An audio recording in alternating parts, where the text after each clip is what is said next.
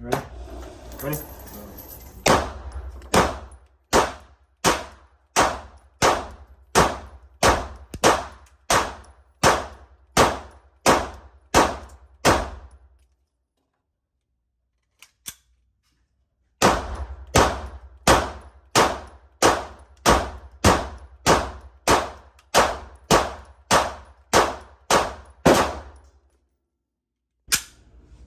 Down range.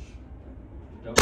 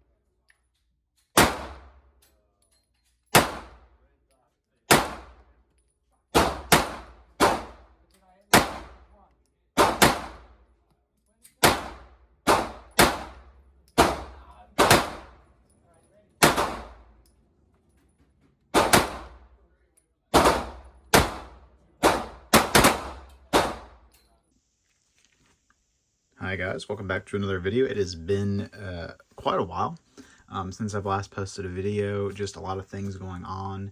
And one thing I've also kind of wanted to address, at least in my videos, and just make it a little bit better, because a lot of people have been talking about the lack of shooting footage. I really don't tend to put a whole lot of shooting footage in there, just simply because I'm mostly just shooting at an indoor range right now. And it's kind of boring, but I do realize that a lot of people like to just watch people just shoot the gun, and so I have recorded quite a bit of footage now for this gun. So what you have in front of you is the box to a Walther PDP. This is one of Walther's newer offerings on the market. It tends to address a few different things and help standardize a few different aspects of their pistols. Prior, I don't have a whole lot of experience with Walther products. This is actually my first Walther produced firearm, and so for me this was really kind of an experience based on a need of wanting a optic on a pistol. So currently I mostly can still carry a Glock 19 Gen 5 without any optic whatsoever, and I've been kind of wanting an optic because it's pretty much all the new rage now, and everyone really likes to have red dots and everyone raves about how awesome they are. So I kind of wanted to get into that, and I actually got this for quite a good deal. Now MSRP on these I believe is in like the 700s. I tend not to talk about price too much, but I believe I got this for like $200 below MSRP or something like that. It's been a little bit, but I think what really one of the main benefits to this gun is going to be the ease in which you can, add a new optic or even change out the iron sights as they take Glock iron sights. Now let me go ahead and just show you the box and just kind of get into it real quick. So I'm not going to show you everything. I don't have everything in here.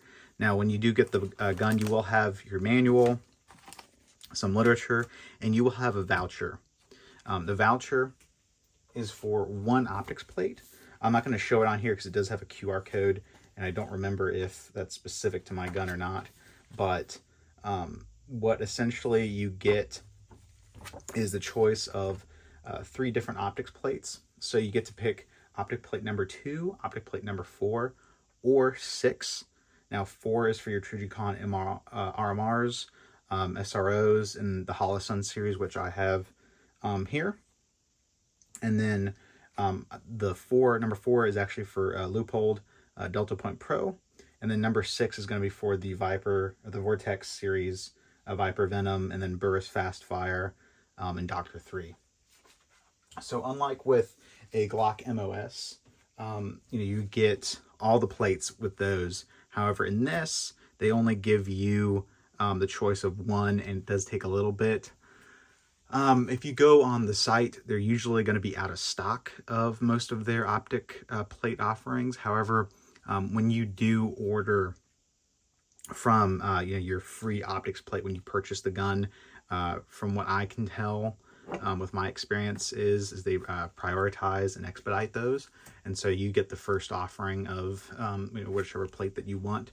And pretty much I got mine within, I want to say 2 to 4 weeks. I want to say it was about 2 or 3 weeks at most. I can't remember now. It's been a little bit. But really that helps, shorten down the cost, lower the cost, make it a little bit easier to get these out, because they don't have to wait on giving, every single person that buys this all sets of plates. Now, moving on to kind of what you get in the with the gun. You do get 2 magazines. They are steel construction with a polymer base plate. They hold 15 rounds. One thing I do like about these is they do have a full indicator. Essentially, when they are full, the follower is red, so you can see it through this hole. Not too much. I believe these are Metgar manufactured, and they're not too expensive. I'm a big fan. I haven't really had any issues. I have had one malfunction with this gun, but that is going to be something I'll talk about here in a little bit. You get a speed loader. You only get 2 magazines, like I said, and you do get some backstrap options, change of the backstrap, and some tools. I can't remember what exactly these tools are for, but you do get this little tool and an Allen key, and then you get your mandated lock. So that's pretty much it for what comes with the box. You obviously get the gun. And so here I'll go ahead and just move the rest of this out of the way and get into the gun for you. So one of the interesting aspects of this gun is going to be it obviously takes Glock sights, and it is in many ways very Glockish, in my opinion, but it does certain things better, and I'll go over some of the features. So this is a fully ambidextrous pistol, in that you can swap out your magazine release to either side, and you do have an ambidextrous slide lock and release. Now, one of the interesting aspects of changing this out is it is a little bit trickier than, like, for say a Glock, whereas you have a bar in here that you can move, and I found the Glocks were a little bit easier. Now, I think once you get it done, obviously just don't move it, and you never have to worry about it again. But it is a little bit of a pain to swap your magazine release over to the other side. One thing I am a huge fan of is this ledge is quite big compared to the one on the Glock. The Glock has, a little sheet metal piece right here that's very tiny. This gives you a full bar to use. Now, one thing that a lot of people might say is, well, that makes it easier when you're shooting right dominant hand to accidentally kind of push down this and cause the slide to never really lock. That is definitely something you might want to consider. But for me, it hasn't been an issue as I'm left-handed. Now, one thing that's interesting about this gun is they do have a version that is marked F, And I believe from my understanding that essentially means female, which is kind of interesting. But what it essentially is to do is it gives you a easier to manipulate slide. Because as you can see here, it does have, you know, slide relations up in the front and the back. And, you know, a lot of people tend to be, you know, I guess they're considering, you know, females and more elderly people have a hard time manipulating the slide. And I do say that, you know, that is something I ran into with older people, and women, you know, have sometimes a hard time doing this. And I guess the idea was they made a version that's easier to work the slide. I'm not fully certain how they do it, but I will say this. One thing that's very interesting about this gun is the weight is very comparable to a Glock 19. However, I have found that it is a lot more snappier in terms of recoil. So one thing I have found is that the gun tends to have a lot more kick, and it just feels that even shooting, you know, non-plus P ammunition, there is it's a bit more snappier of a recoil, and it's just there's more recoil. I'm not sure really exactly what's causing it, but it's just something I've noticed. Now, moving on from that, one thing I think is very important and interesting to note is I did have one malfunction with this gun. I don't really understand exactly what happened, because I've never had it before, and I didn't mark the magazine it happened. However, I did have a Federal 124 grain bullet that was caught on the feed ramp. So it actually, can't really see it, but it was actually like underneath the feed ramp just a tiny bit, and was completely locked up. Had to, you know, strip the magazine and rack the gun a bunch to actually get it to work.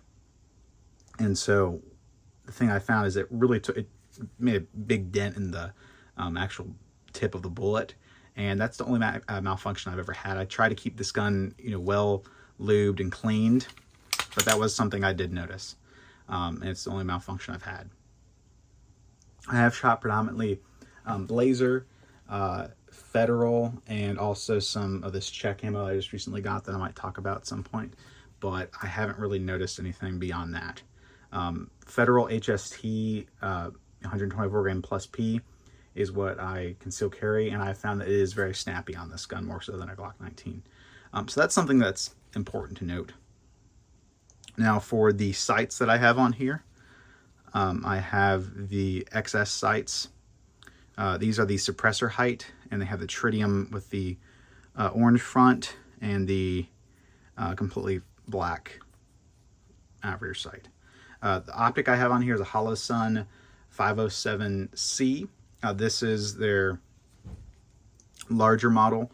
The K is obviously the shortened version, and one that a lot of people like to get. This was a little bit cheaper, and I didn't really feel like I needed the K on this, and so I went with it. It has a decent dot. The one thing I will say is it's a little bit tiny, and you can see that the glass gets very dirty from this gun. And so I have found that I really do like having a red dot. I find it is much easier to shoot and keep on target and get consistent follow-up shots with a red dot compared to just using standard irons. I have tried using the irons through the optic, and I found that they're just as good as any other irons. One thing I will say, though, is that this trigger is significantly better than a Glock 19 trigger. So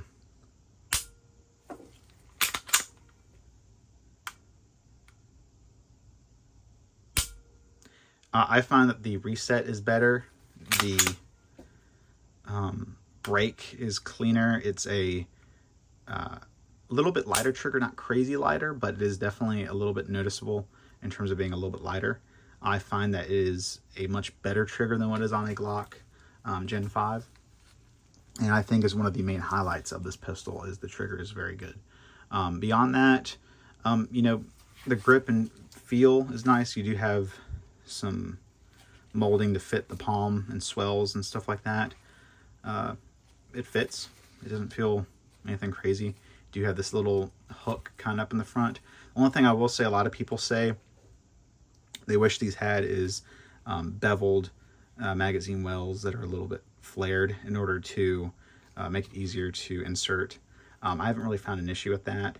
However, I do agree that I think it would be nice to have that on here. And you obviously have a rail for a light, and it is a standard Picatinny rail. Beyond that, not really much else to talk about. These are made in Germany, which is kind of cool, and they disassemble, you know, kind of like a Glock. And yes, this is basic disassembly, not modification of the gun. Just to want to show you guys how it, you know, kind of disassembles. I'm doing this from behind a camera. You know, one thing I will say that I've noticed about the barrel is the rifling is a very unique look to it, and sometimes it's very hard to actually see the rifling if you're looking at directly in a light. However, you can see it pretty good in here. But beyond that, yeah, it's relatively accurate, for as accurate as I can be. I'm not the best shot with pistols. I have mostly focused on rifles my whole life, and so that is definitely something I need to get better at. But I have found that it is a very nice handgun. I've put, at this point, probably, gosh, maybe 2,000 rounds through this pistol or less. I don't like to speculate on that because I can't remember half the time anymore, but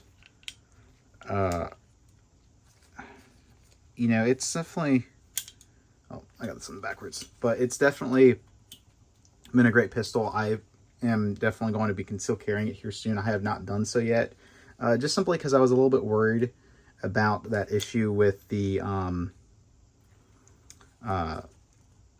ammunition not really, or well, a single malfunction. That kind of spooked me a little bit, I will be honest, and has made me a little bit hesitant to conceal carry it right away. Only because, you know, it's like, okay, is that going to happen again?